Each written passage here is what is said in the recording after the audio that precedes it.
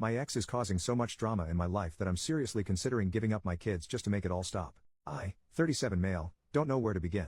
I was married for 13 years, I have 2 children who are 4 and 6 years old, and after being divorced I am now remarried to a wonderful woman named Donna. My ex, 43 female, will not stop harassing me. I have to communicate with her for the kids, but it is so contentious that the court finally ordered all communication to go through an online site, and I had to change my phone number and move. It was seriously that bad. I had my kids this weekend, things went great and I went and saw my family. No incidents, we had a great time. Then I got this email. Jill and Marvin, my kids, report that they were in a traffic accident with you this weekend, in the truck. They both report that the loud, obscene exchange between their father and the ABC towing driver scared them. They both report that they were bitten by Greg's dog, Murphy, during their visit at your folks' house this weekend. This is the second dog they have both reported biting them. I have also posted their reports that they have been bitten by a large dog named Betsy, at your in-laws' house. They have traumatic memories of metal being scraped out of your leg. I hope that you recover and get back to your job quickly. I hope that Donna is okay. They report that you have trouble walking. This is consistent with behavior I observed at drop-off on Sunday night. You didn't get out of your new car, and it appeared very awkward for you to unbuckle their booster seat belts from the driver's seat. I need to know about these things, please. Dog bites are notoriously dirty and prone to infections. Just because our children didn't appear to be as seriously injured as you were in the truck accident, doesn't mean that they couldn't be stiff and sore and possibly have internal injuries for which I need to be observing. At least I need to understand why they were stiff and sore and acting more fearful than usual when they came home. Their mild to moderate bruising and scrapes, and the chunks of skin missing from their hands and fingers, are consistent with their reports of the accident and the dog bites.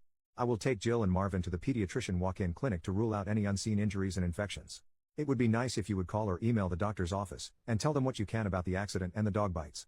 It could help rule out tests and treatments that might not be necessary. It would also be nice if you would pay your half of their medical expenses, especially because the accident and the dog bites happened when they were with you. Today is Jill's first day of school. I could have taken them to the doctor 2 days ago, if you had shared that they were bitten and in a traffic accident that was bad enough that it required a tow truck for the truck, and medical care for you. If you want to drive the kids to Santa Barbara and back in a weekend, expose them to animals that aren't safe for children, and fight with tow truck drivers in front of them, I cannot prevent that. But what happens to their little, growing bodies, and the events that are being imprinted on their sweet, innocent minds, is very much my business. Please share all of the information regarding what happened to our children in the truck accident. Please share all of the information regarding the bites from the dogs. As a mother, it is very worrisome to hear my preschooler and my first grader recount the dangerous things that are happening to them, but it is even more worrisome that my co-parent withholds vital information about their health. Jill and Marvin deserve to know that their parents are working together to take care of them. Thank you. I don't even know where to begin. The dog that was there had no teeth, didn't bite them, and couldn't have even if it wanted to. My in-law's dog is dead. I was never in an accident. There was no tow truck. All of this is false. I can't even find a shred of a real event that could have gotten twisted. This comes on the heels of 4 days ago, her trying to corner me into signing away 30% of my custody agreement, and refusing to let me even look at the details of the paperwork. I am so frazzled by all of this that, at times, I think about signing away my parental rights just to not have the stress. But I don't want my children thinking I don't care for them and abandon them. How do you reason with this level of crazy? Any advice is welcome. I need help managing this. Relating post by OP 4 months later, legal rights surrounding a primary custody parent who after 4 attempts is not picking up her children from me, the non-custodial parent. I am in Southern California. I don't know what to do here. I am the non-custodial parent. I have had the kids for 1 week, 4 and 6, during Christmas break. Due to the high conflict nature of my ex, we have been assigned a co-parenting person to help mediate. On the 30th we were supposed to exchange the kids back to her care. I showed up 15 minutes early to the location, and we waited for 1 hour and 7 minutes before giving up and leaving. She had been claiming she was right there for over 35 minutes. The location was an IHOP, 300 feet from the freeway exit. After I left I got a slew of messages calling me all sorts of names, and claiming that she had just showed up, but that I had left. This song and dance has happened before. She said she would meet me anywhere, just to let her know where. This time I called her bluff and picked a location 2 miles from my home, and told her, the kids are hungry and tired of waiting. I'm taking them to my house. When you arrive at the location, 11 miles from the IHOP, text me and let me know, and I'll bring them right over. I sent her the location 5 times in text and twice via email. 4.5 hours later. Nothing. I then told her that we could meet at the agreed upon location at 11 a.m. the next day for the exchange, just 1 day later than planned. When I woke up by the morning she demanded I drive them 1 hour to a new location, because she had a 103-degree fever and couldn't drive. There of course was a back and forth about her ability to care for children if she was too sick to drive. Ultimately she failed to arrive at the location at 11 in the morning. At 5 p.m. I got a doctor's note stating that she only had a cold and was fine to care for the children. I didn't ask for this. I then called her and we had a heated back and forth, but ultimately I relented and told her that I would bring them to a location that she chose. 1 hour away and 1 mile from her house. Under the agreement that she would show up this time. Before leaving I sent an email confirming the location and time. That was sent at 7:48 p.m. We arrived at the location at 8:51 p.m. and texted to let her know we were there. What happened next was so frustrating. No response to any text was ever given. Every time I would send a text, I would get an email. All of them stating the same thing. That she would not leave her house until I verified my location. I sent her 6 different responses to emails telling her where I was. All I would get in response is more messages asking me to confirm my location. I even made a phone call telling her where I was. Unfortunately, at this point I was in such disbelief I did yell at her and tell her to get her butt down here. Not my finest hour. At 10:21 p.m., with kids in high anxiety and crying that their mom had forgotten them again, we left and drove the hour back home. I have now messages accusing me of child abduction. I don't know what to do. I am not subjecting my kids to this again. I can't bear to watch them check every car, and get excited I think I see her. Over and over again for hours while she plays these games. My worry is that the cops are going to come knock down my door. When I have done everything I can to make these exchanges work, is this enough to have my lawyers file an emergency hearing to get primary custody? I am in limbo right now since neither my lawyers or the co-parenting person will be in the office until the 3rd. OP made another post 6 months later. Not sure what my options are with a crazy ex-wife scenario, literally. I am in the process of a 7 to 30 evaluation for primary custody of my kids. 2 kids 7 and 5 today, was another doozy of an exchange. And I am fearful for the kids. I don't know what my options are here, if any. My ex was 53 minutes late to the exchange today. At 4:24 she sent me a text stating she was exiting the freeway that is 2 miles from the meeting spot arranged in co-parenting for today. She doesn't show up until 4:53. The exchange goes okay. But I know something is coming, because if she is ever in the wrong she has to lash out and blame someone else or invent a scenario where she is the victim. I had to wait all of 4 minutes. I got a text stating I just drove by your car, and the back seat was empty. Where are the kids? I said that wasn't my car. I have 2 kids. Then knowing where this was going, sent a picture of them in the car. Response: when did you have time to take this? Because I had plenty of time to look at the stoplight. You were alone. It's okay if Donna, my current wife, has them. It's totally legal, just weird to hide it.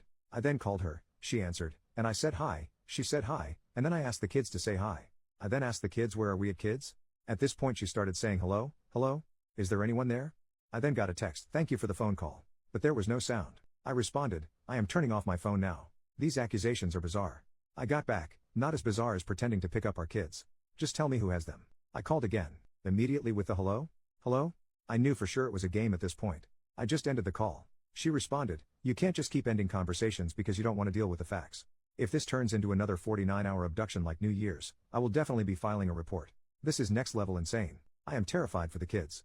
This is like raising to the level that she needs to be committed. Any thoughts apart from just continuing with the psych eval I already have going? OP makes a post 2.5 years later. Okay, I want to give the timeline so people understand the full issue I am up against. Basically my children were hidden from me for 55 hours during my parenting time. Their location and the whole situation. Well, I was lied to about the whole time. I've been divorced 5 years. 30% custody exchange was to be December 28th at 12 p.m. for my half of Christmas break. 2 days before the exchange, I get a picture of where they are spending Christmas showing large snowfall, and a message saying they are not sure when the snow plows will start. 1 day before the exchange, I get another picture and message stating the same thing, except in the picture you can tell cars have left and come back from the first picture. Then later that day I tell her, if you get out tonight, I'll come get the kids as planned, in court order, from your house tomorrow at noon. If you do not get out until the morning, do you want to just bring them by my house, on the way from where she is coming from? She replies with a thumbs up to that message. Then a couple hours later I ask if she got out, and no response. Now the day I'm supposed to pick them up. In the morning I ask for a status update so I know if I need to drive the hour to her house. No response. I asked for an update again an hour later, and no response. Then I head her way an hour before I pick up the kids because it's quite the drive, and noon was the court-ordered plan anyway. At the exchange time I arrive at her house. I text her that I have arrived. Her car is there. Her mom's car is not. She lives with her mom. I videotape the time on the vehicle, verbally notate the time and date. I show her car in the darkened house on the videotape. I assume she has driven up with her mom to where she is snowed in. 10 minutes later I finally get a response saying they are still snowed in. No plows yet. 4 hours later I offer that since my parents are driving down, and they have a large truck, they could swing by and get the kids on their way to my house tomorrow. No response until the next day.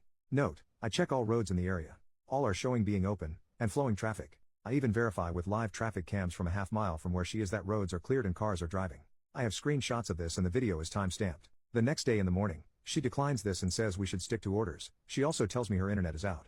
3 hours later I contact the police about child abduction. I tell them the story. They say here is an incident number, we are not going to open a case on this.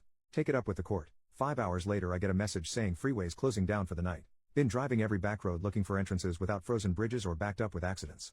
It's an hour wait every time I fill up. Everybody's sure it'll be better tomorrow. Signals are better at least. I respond asking her to tell me when she leaves. Note, no freeways or highways are shut down. I check all state and local websites to verify.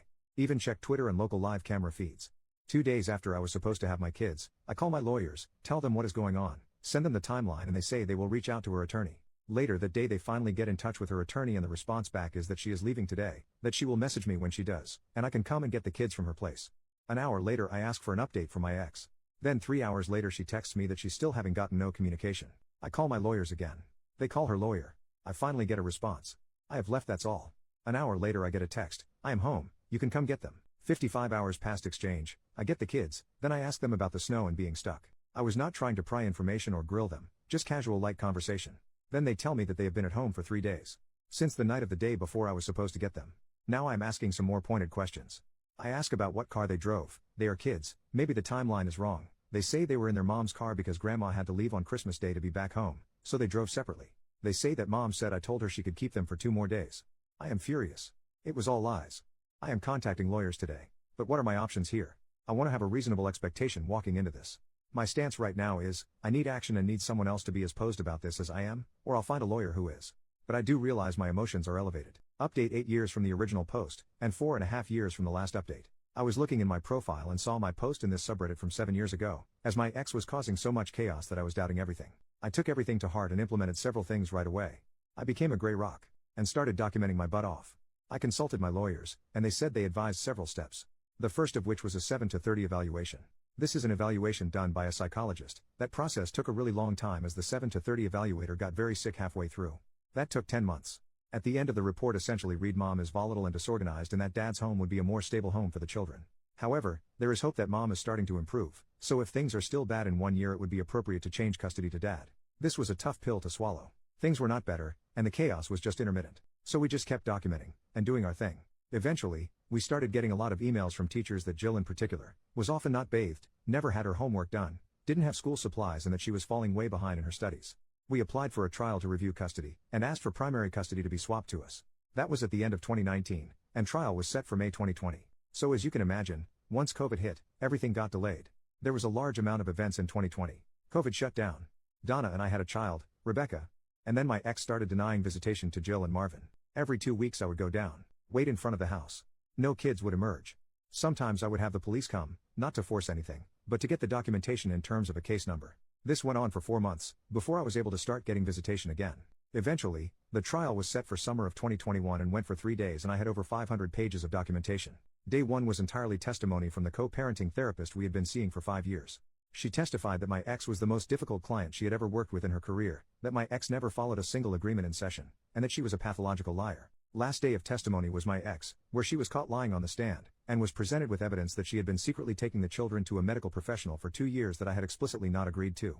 So starting in August 2021, the judge ordered for the kids come live with me, primary custody and limiting my ex to 4 days a month. It's now been 3 years. When Jill was in 5th grade she had a 26% in math, and a 40% in English. For the last 3 years, she has maintained a 4.0 every single year, and will be starting high school in honors geometry, honors English and AP biology. Marvin has also been doing well also and just finished his first year of middle school with a 4.0 GPA, and is loving his coding and robotics elective. They have new clothes, and have learned new skills and responsibilities. Donna has been crucial in setting up patterns to help with success in school. Their rooms are both immaculate, and they are the ones doing it with very little direction from us. They are happy and finally involved in activities and sports. Our little Rebecca adores them both, and I will often find all 3 of them cuddled up together as one of the older 2 reads a book to her. Jill made the decision recently to stop going on visits to her mom. The chaos and drama started being directed at her. Along with lack of food, clothes that fit, etc. Marvin is still going for visits and we are encouraging that as long as he is feeling safe there. All in all things are going so well and the kids are doing incredible. There are hard moments still, but it has all been worth it, and we are able to shield them for the most part from any chaos their mom may want to start. If anyone is reading this that initially sent advice, thank you. When you are in the thick of it, it is tough to not feel like it is impossible and you will never be able to overcome it. I needed the outside perspective.